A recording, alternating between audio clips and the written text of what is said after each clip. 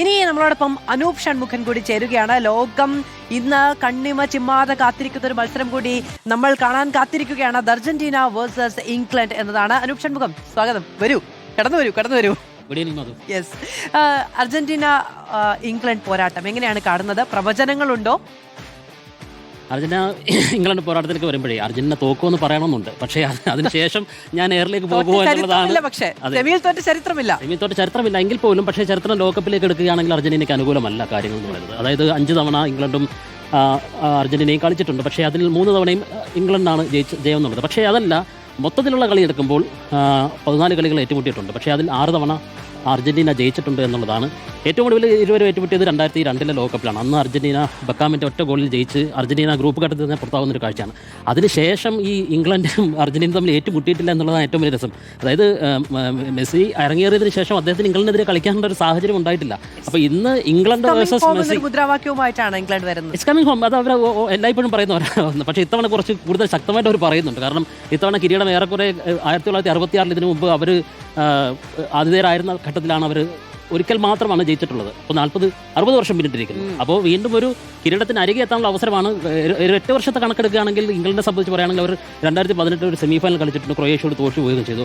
അതിനുശേഷം അവർ ശക്തമായിട്ട് അവർ തിരിച്ചു വരുന്നുണ്ട്. പക്ഷേ ഇത്തവണ അവർക്ക് കൃത്യമായിട്ടൊരു എഡ്ജുണ്ട് നമുക്ക് പറയാം. അർജന്റീന ആരാധകർ ക്ഷമിക്കുക, ഈ മത്സരം ഒരു ടൈറ്റ് മത്സരം തന്നെയായിരിക്കും. കാരണം ഇന്നലെ സ്പെയിൻ കാഴ്ചവെച്ചൊരു ആശയമുണ്ട്. അതായത് ഒറ്റക്കെട്ടായിട്ട് ഒരു സിസ്റ്റമായിട്ട് കളിച്ചു കഴിഞ്ഞാൽ ഏതൊരു വലിയ ടീമിനെയും തോൽപ്പിക്കാൻ കഴിയുമെന്നുള്ളത്. ഒറ്റക്കെട്ടുള്ള കളിയല്ല.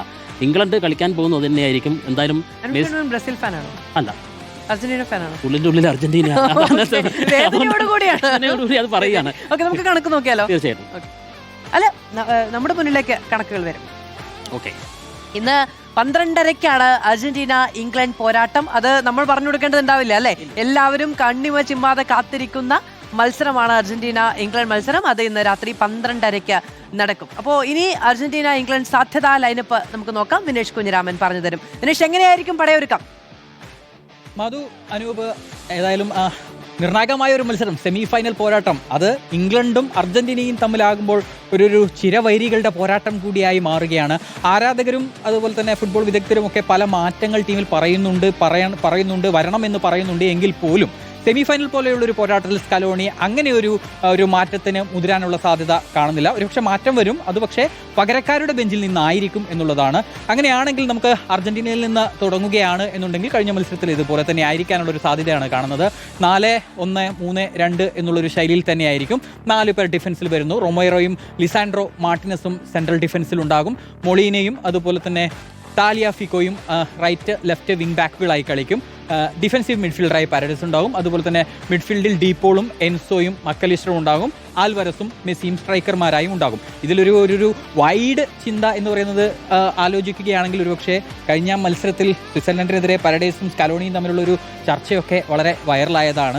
ഒരു ഡിഫൻഡറേയും കൂടി എക്സ്ട്രാ വേണം എന്നുള്ള രീതിയിൽ. അങ്ങനെയാണെങ്കിൽ ഒരുപക്ഷെ 3 സെൻട്രൽ ഡിഫൻഡേഴ്സ് വരാനുള്ളൊരു സാധ്യത, ഒറ്റാമെൻഡി അല്ല എന്നുണ്ടെങ്കിൽ താലിയാഫിക്കോയെ സെൻട്രൽ ഡിഫൻഡിലേക്ക് കൊണ്ടുവരാനുള്ളൊരു സാധ്യത നമുക്ക് തള്ളിക്കളയാൻ കഴിയുകയുമില്ല. അങ്ങനെയാണെങ്കിൽ ഈ മൊളീനയും താലിയാഫിക്കോയും ഒന്നും ആ രീതിയിലുള്ളൊരു പ്രകടനം കാഴ്ചവെക്കുന്നില്ല എന്ന് നമ്മൾ കണ്ടു. അങ്ങനെയാണെങ്കിൽ ഒരുപക്ഷെ നിക്കോ ഗോൺസാലോസ് ലെഫ്റ്റ് വിങ്ങിലും അതുപോലെ തന്നെ സിമിയോണി റൈറ്റ് വിങ് ബാക്കായും കളിച്ചാലും അത്ഭുതപ്പെടാനൊന്നുമില്ല. പക്ഷേ ഈ ഒരു നിർണായക മത്സരത്തിൽ അത്തരത്തിലുള്ളൊരു മാറ്റത്തിന് മുതിരുമോ എന്നുള്ളതാണ്. ഇനി ഇംഗ്ലണ്ടിലേക്ക് വരികയാണെങ്കിൽ അവർ വളരെ സന്തുലിതമായ ഒരു സംഘം തന്നെയാണ്. ഹാരി കെയ്നെയും അതുപോലെ തന്നെ ബെല്ലിംഗ്ഹാമിനെയും നമ്മൾ ഭയക്കേണ്ടതുണ്ട്.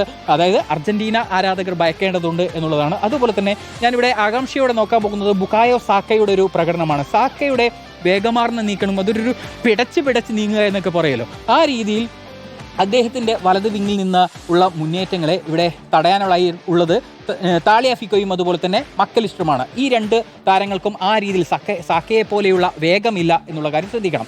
ഇനി ഹാരി കെയ്ൻ അവരുടെ ഒരു ഗോളടി യന്ത്രമാണല്ലോ. അപ്പോൾ ഹാരി കെയ്നെ ആര് തടയും? അത് മധ്യനിരയിൽ നിന്ന് തന്നെ തടയേണ്ടി വരും. അതിന് കൃത്യമായി ഹാരി കെയ്നെ പൂട്ടാനായി ഒരാളെ തന്നെ നിയോഗിക്കാനുള്ള സാധ്യത നമുക്ക് തള്ളിക്കളയാൻ കഴിയില്ല.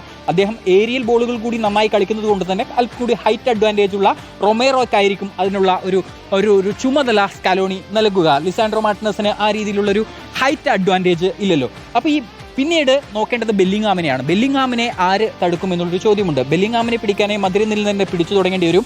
എൻസോയ്ക്കും പാരഡൈസിനും ആ റോൾ ഉണ്ടാകും. ഈ 2 പേർക്കും ബെല്ലിങ്ങാമിനെ പിടിക്കുന്നതിനൊപ്പം തന്നെ പന്ത് പിടിച്ചെടുത്ത് മുന്നേറ്റത്തിലേക്ക് മെസ്സിയിലേക്കും അതുപോലെ തന്നെ ആൽവരസിലേക്കും പന്ത് എത്തിക്കുക എന്നുള്ളൊരു ചുമതല കൂടി ഉണ്ടാകും. ഡീപോളിന്റെ ഫോമാണ് വലിയൊരു ആശങ്കയായി അർജന്റീന നിരയിൽ ഉള്ളത്. ഡീപോൾ ആദ്യ മത്സരത്തിൽ നന്നായി കളിച്ചതാണ്. ഒരു ഡീപോളിന്റെ കാര്യം പറയുമ്പോൾ തന്നെ ഒരു ഡബിൾ എഞ്ചിൻ എന്നാണ് പറയുക. മത്സരം തുടങ്ങി അവസാനിക്കുന്നത് വരെ ഒരു ശ്വാസമുട്ടൽ പോലും ഇല്ലാതെ ഒരേ എനർജിയിൽ കളിക്കുന്ന ഒരു താരം. പക്ഷേ അത് ആ രീതിയിൽ നമുക്ക് ഇത്തവണ കാണാൻ കഴിയുന്നില്ല. ഇതിന് പകരം ആര് വരും എന്നുള്ളൊരു ചോദ്യം കൂടിയുണ്ട്. ലോസൽസോയും അൽമാദയും പോലെയുള്ളവരൊക്കെ ആദ്യ ലെവലിലേക്ക് വരണം എന്ന് പറയുന്നവരുമുണ്ടല്ലോ. ഇവിടെ ഗോഡോണിന്റെ വേഗം കൂടി പ്രശ്നമാണ്. കാരണം ഇവിടെ വലത് വിങ് ബാക്ക് സ്ഥാനത്ത് നെഹുൽ മൊളീന നല്ല ഫോമിലല്ല. ഗോഡോൺ ആണെങ്കിൽ വളരെ വേഗത്തിൽ പന്തുമായി മുന്നോട്ട് വന്ന് ക്രോസ് നൽകുകയും ചെയ്യും. അപ്പോൾ വിങ് ബാക്കുകളുടെ കാര്യത്തിൽ അർജന്റീനയ്ക്ക് ഒരു ആശങ്കയുണ്ട്. ഇവിടെ മറുവശത്താണെങ്കിൽ ഇംഗ്ലണ്ടിന് പ്രതിരോധത്തിൽ അത്ര വലിയ ആശങ്കയൊന്നും ഇല്ല എന്നുള്ളതാണ്. പക്ഷേ ഈ താരങ്ങൾ, അതായത് ജോൺ സ്റ്റോൺസ് ഒക്കെ അവിടെ ഉണ്ട് എങ്കിൽ പോലും, കോൻസെ പോലെയുള്ള താരങ്ങളൊക്കെ അവിടെ ഉണ്ട് എങ്കിൽ പോലും ലയണൽ മെസ്സി ഒരു എക്സ് ഫാക്ടർ ആണല്ലോ അവിടെ. ഈ ലയണൽ മെസ്സിയുടെ നീക്കങ്ങളെ എങ്ങനെ ഇംഗ്ലീഷ് പ്രതിരോധം തടയും? അതുപോലെ തന്നെ പിക്ഫോർഡിന്റെ ഒരു സാന്നിധ്യം നോക്കുമ്പോൾ ഗോൾ കീപ്പറായി പിക്ഫോർഡ് നിർണായക മത്സരത്തിൽ നമ്മൾ കാണുന്നതാണ്. പലപ്പോഴും എന്തെങ്കിലും ഒരു അബദ്ധം പിക്ഫോർഡ് വരുത്താറുമുണ്ട്. എന്തൊക്കെയാണ് കാഴ്ചവെച്ചിരിക്കുന്നതെന്ന് നമുക്ക് അറിയില്ല. ഈ ഒരു 11-ൽ നിന്ന്, ഈ സാധ്യതാ ലൈനപ്പിൽ നിന്ന് ചില മാറ്റങ്ങളും നമ്മൾ പ്രതീക്ഷിക്കേണ്ടതുണ്ട്. അപ്പോൾ ഇങ്ങനെയൊക്കെയാണ് കാര്യം. ഓക്കെ, അപ്പോൾ വിനേഷ് കുഞ്ഞിരാമനാണ് ഈ ലൈനപ്പ് എന്തൊക്കെയാണെന്ന് പറഞ്ഞത്. ഇനി നമുക്ക് ജയേഷ് പൂക്കുട്ടനെ കൂടി ഇങ്ങോട്ട് വിളിക്കാം. തീർച്ചയായിട്ടും. നമുക്ക് ഇപ്പം വിനേഷ് പറഞ്ഞതിൻ്റെ ഒരു സംക്ഷിപ്ത രൂപം ഞാൻ പറഞ്ഞുതരാം, ചുരുക്കി പറയാം. ഒന്ന്, മെസ്സിയെ പൂട്ടുക, മെസ്സിയുടെ നീക്കങ്ങൾ അവിടെ തന്നെ അദ്ദേഹം തടയാൻ ശ്രമിക്കുക. എത്രത്തോളം നടക്കുമെന്ന് ഒരു ഉറപ്പുമില്ല.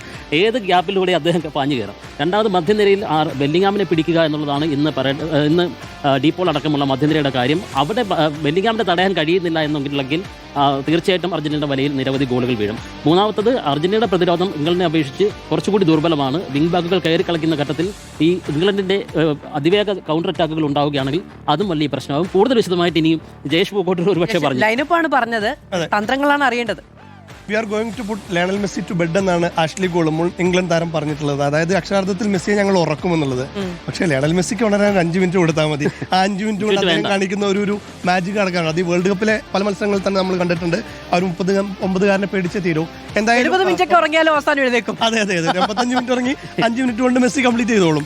അപ്പോൾ തോമസ് തുഷേൽ കൃത്യമായ ടാക്ടിക്സ് ഉള്ള, പ്രീമിയർ ലീഗിലടക്കം വലിയ രീതിയിലുള്ള മാനേജ്മെന്റ് എക്സ്പീരിയൻസ് ഉള്ള ഒരു പരിശീലകൻ തന്നെയാണ് ഇംഗ്ലണ്ട്.